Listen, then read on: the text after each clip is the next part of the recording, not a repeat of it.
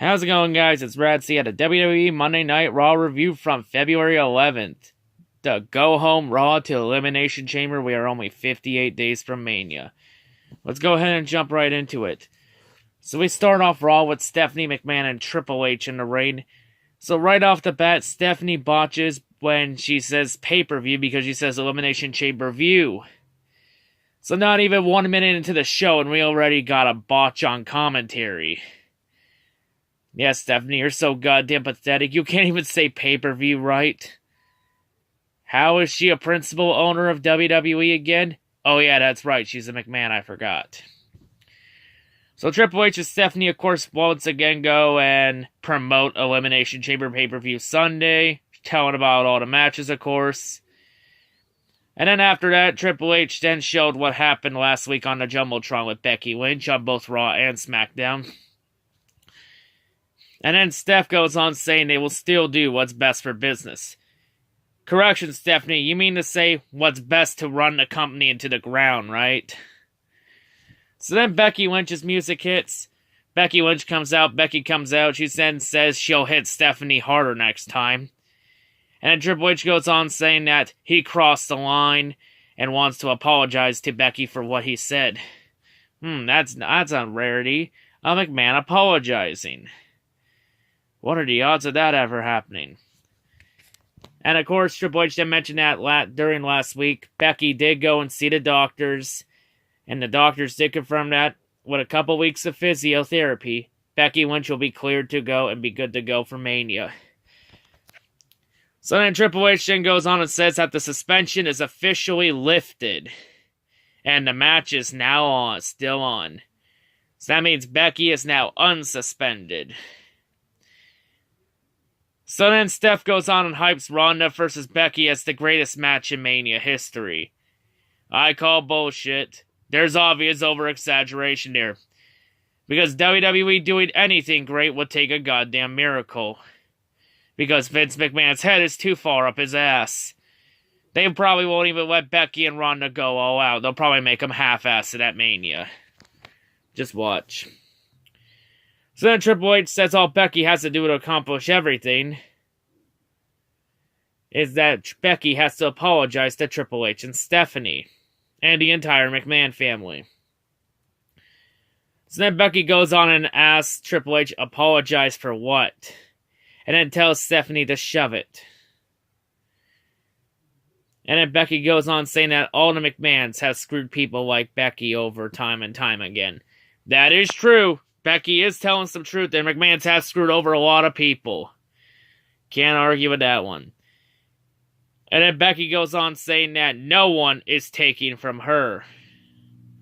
And then Becky says that she refuses to apologize. And then Becky tells Stephanie and Triple H to take their apology and shove it up their arse.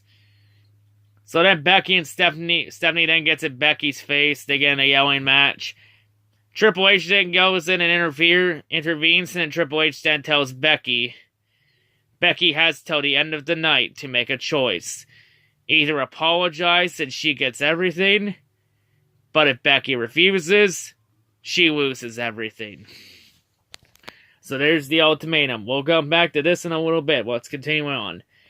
So next up, we have a women's triple threat tag team match. We have Sasha Banks and Bayley versus the Riot Squad with Morgan and Sarah Logan. And the team of Nia Jax and Tamina. And keep in mind, in this match, the loser of this match enters the chamber at number 1 for Raw.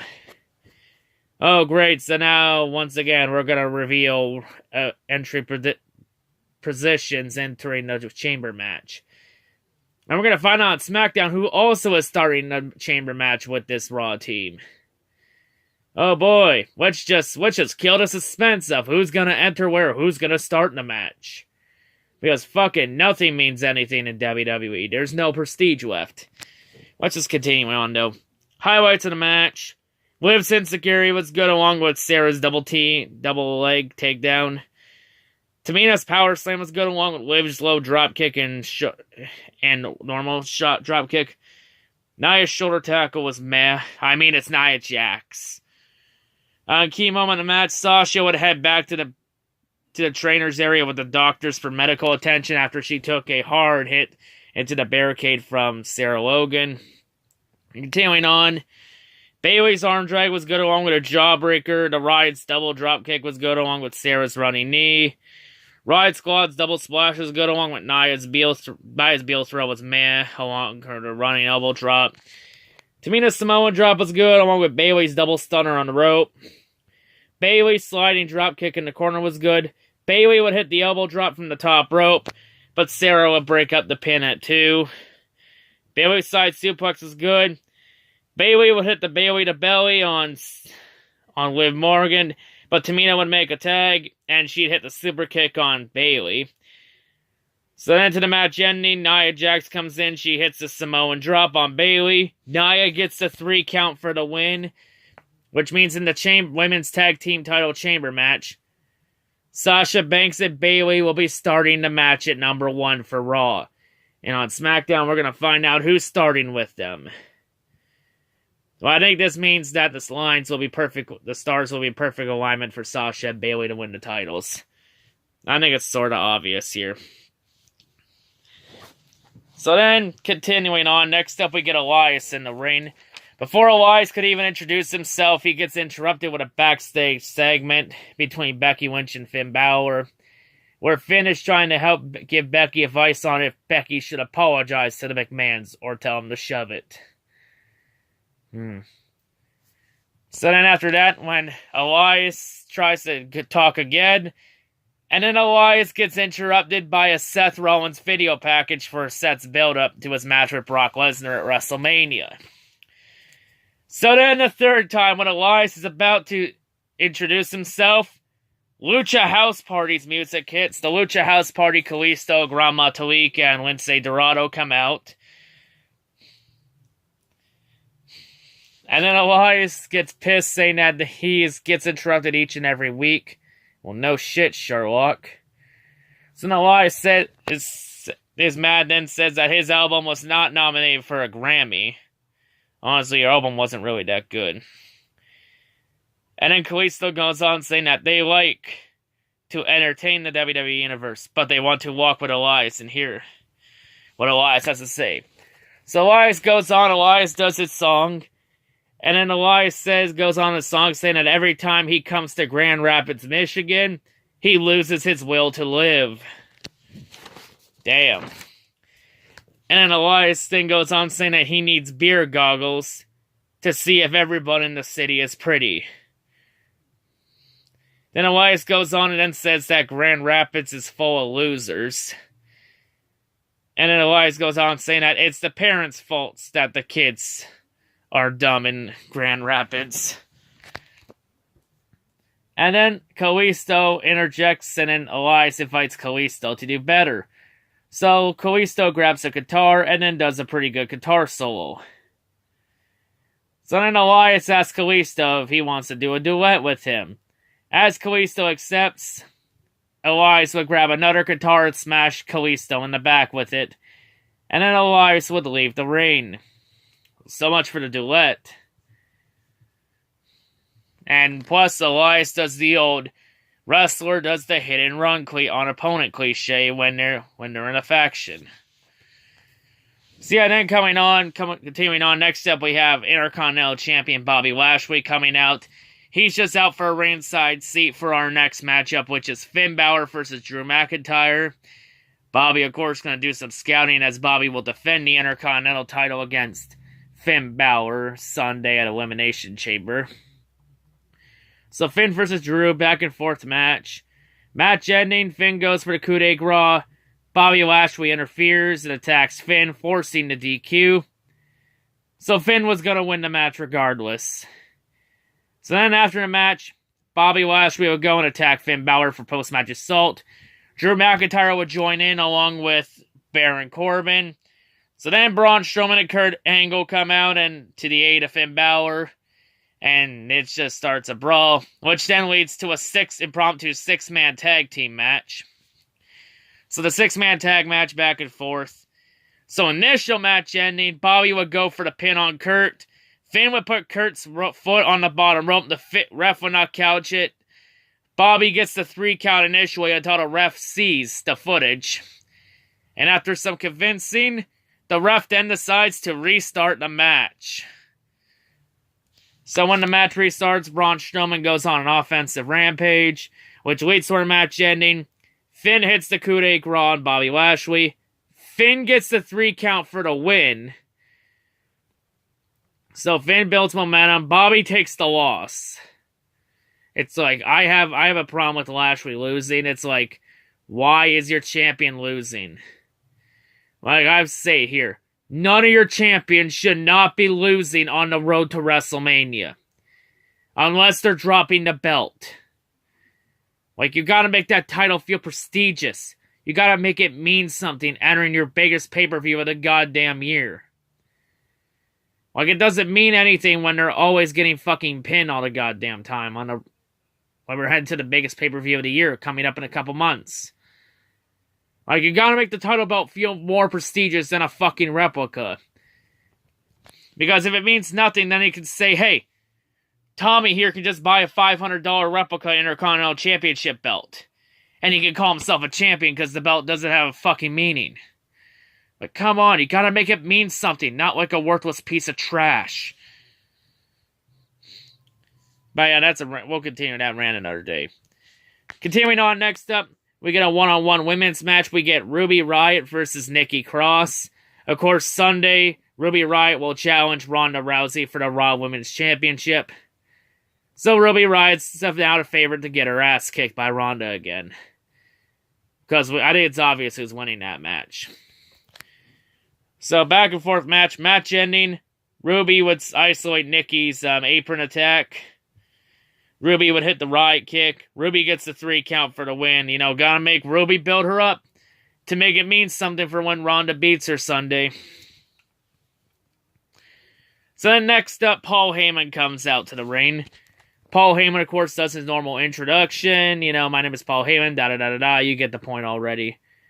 So then Paul goes on and says that kamikaze missions are all well and good with him and Brock Lesnar, the Universal Champion. And then Paul says that Seth has a death wish. And Brock beating Seth Rollins at WrestleMania is not a prediction, but a spoiler. Oh dear God, help us if Brock wins at Mania. So then Seth Rollins comes out, and then Seth says that he would gladly sacrifice himself to dethrone the Beast. There's now a rumor going around to where now Brock Lesnar could be retaining at Mania. And if Brock retains at Mania, you know that means WWE is looking at possibly now extending Brock Lesnar again. It's like, why? Why are you fucking trying to extend Brock Lesnar, WWE? Brock does not give a shit about WWE anymore. He barely shows up with the fucking title to begin with. He does not give a fuck.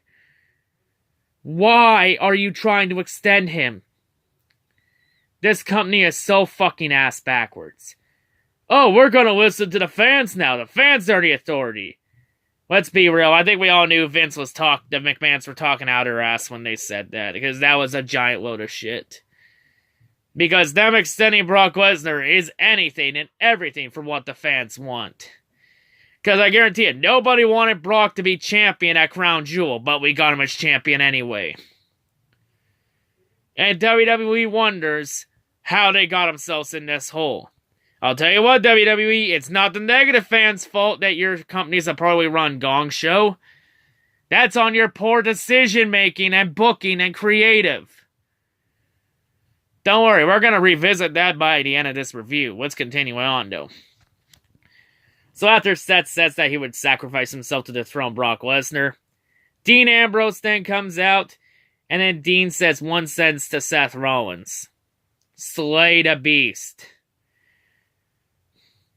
And of course, Dean Ambrose is out to set up for his next matchup.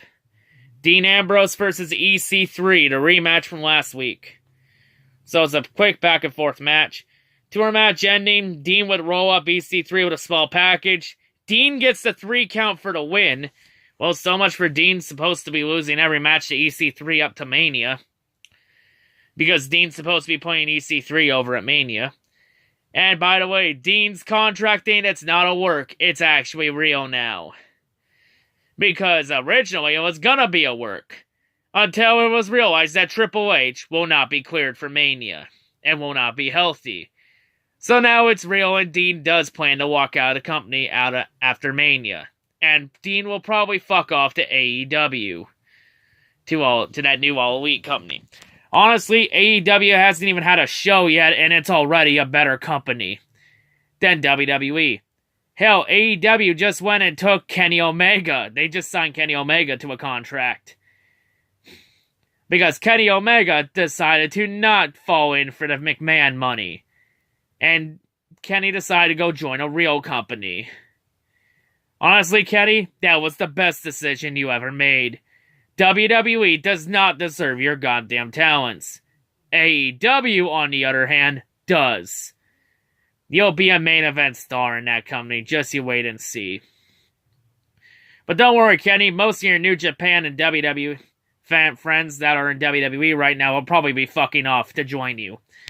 Probably Dean Ambrose is going to be fucking off from this hellhole, and maybe Brock Lesnar too. But yeah, continuing on. Next up, our next matchup is for the Raw Tag Team Championships.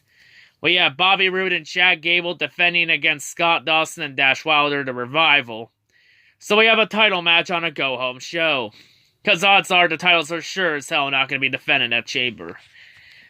So this was a great match. This match was actually around 25 minutes long, so it was a very great match. Back and forth. Chad Gable's suplexes were some good highlights in this match, along with Scott and Dash's strikes. Bobby's blockbuster, of course, a lot of the highlights here.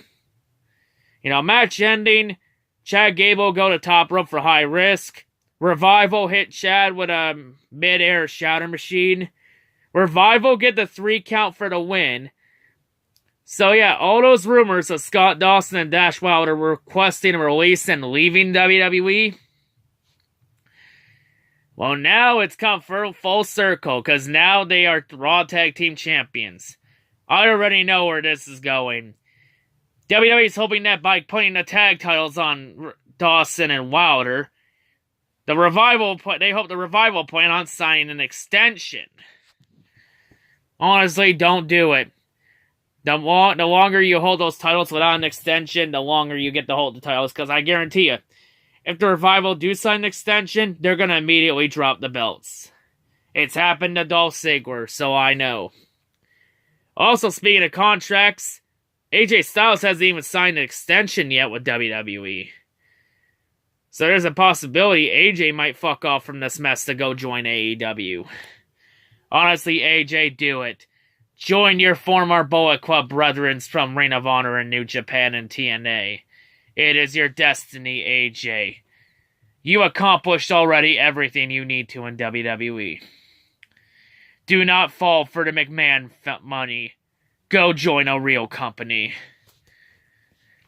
But we'll talk about that later. So next up, we got one more segment to end the show. So Becky Lynch comes out to the ring. Becky, of course, is going to answer the ultimatum.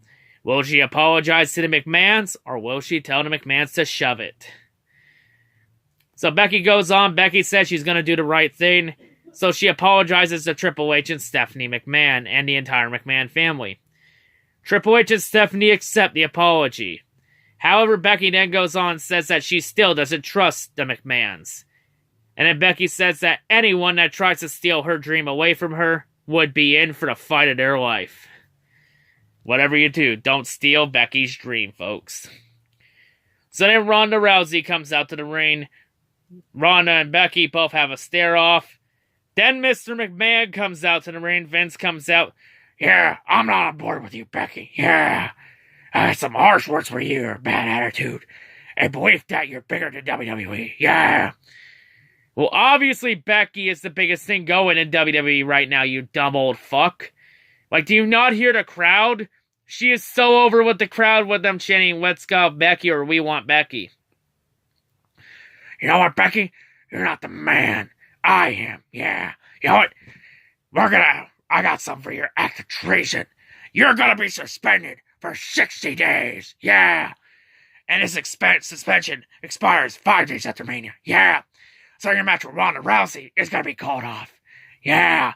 We're gonna screw you out of your Rumble opportunity, yeah. Because the Royal Rumble match doesn't mean a fucking thing anymore. Yeah.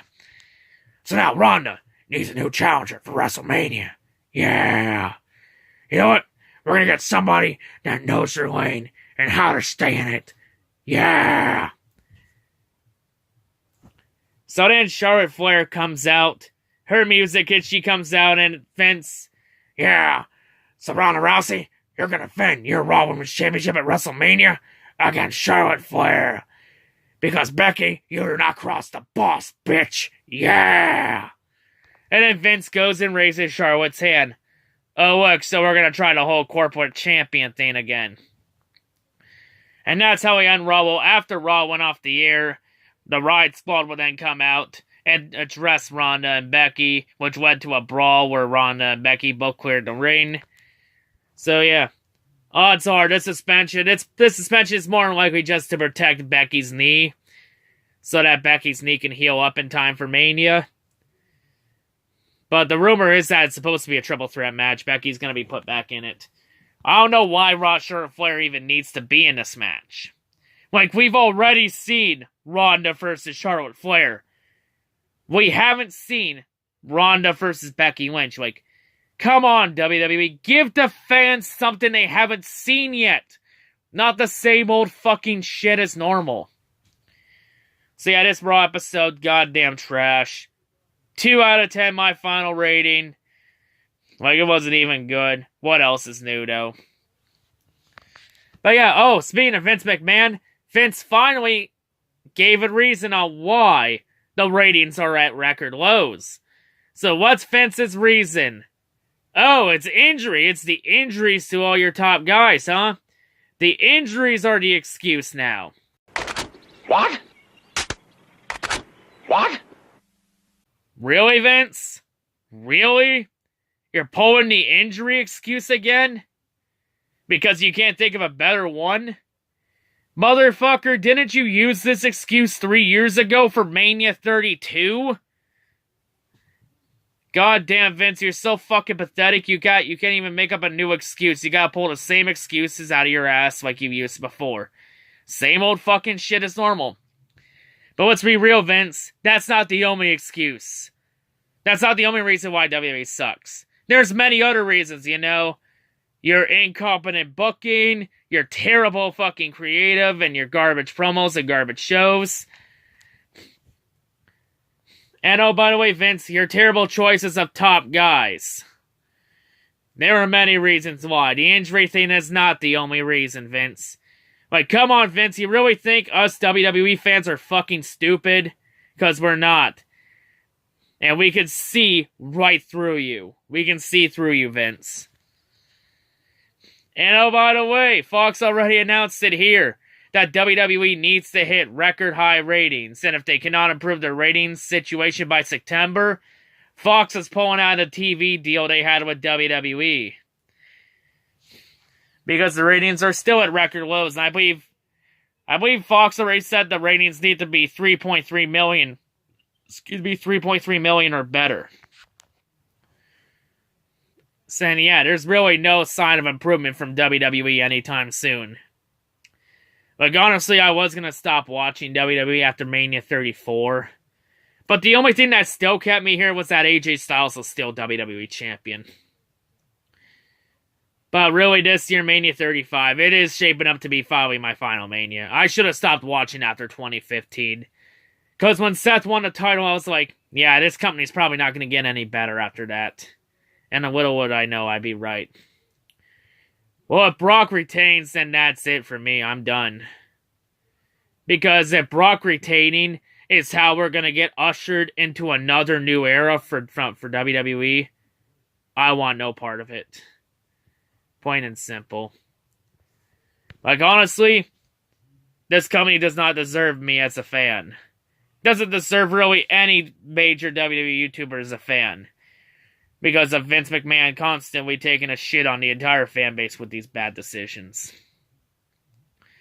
And then you wonder why people just simply got up and left and stopped watching this shit. But yeah, we'll have to see how WWE looks after Mania 35. The path it's on, this is probably going to be it soon. Because honestly, I haven't had fun making these WWE videos as of late. I've been mainly making them just for each and every one of you that's watched my videos, but yeah. You know, just to give you good quality content. But yeah, you know, that's all I gotta say. Hope everyone has a great day. By the way, yes, thank you to everyone that's subbed to my channel. Just hit 100 subscribers. Very thankful. Just want to thank everybody that's been with me since day one. Support's greatly appreciated. But yeah, that's all I gotta say. Hope everyone has a great day, and yeah, peace out.